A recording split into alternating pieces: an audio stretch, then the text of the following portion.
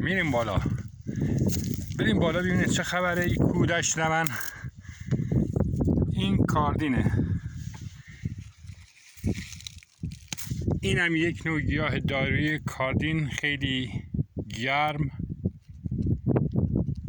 میشه باهاش آش کاردین درست کرد. از این طبیعت لذت ببر، از این گلای لاله. طبیعت چهارمحال بختیاری، شهرستان لردگان. گیاهان دارویی، درمه.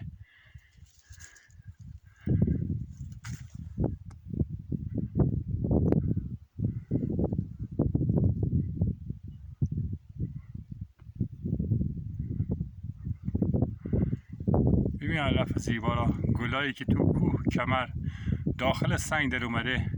خیلی زیباه، خیلی زیباست.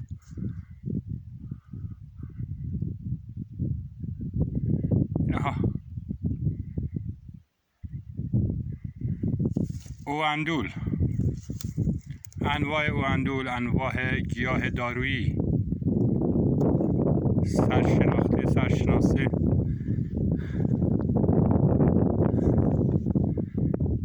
طبیعت گردی، شهر گردی، استان گردی، هر چی دلت میخواد بگو. از طبیعت زیباه چهارمحال بختیاری. اینم تره کوهی، تره کوهی داره که آدم حال میکنه.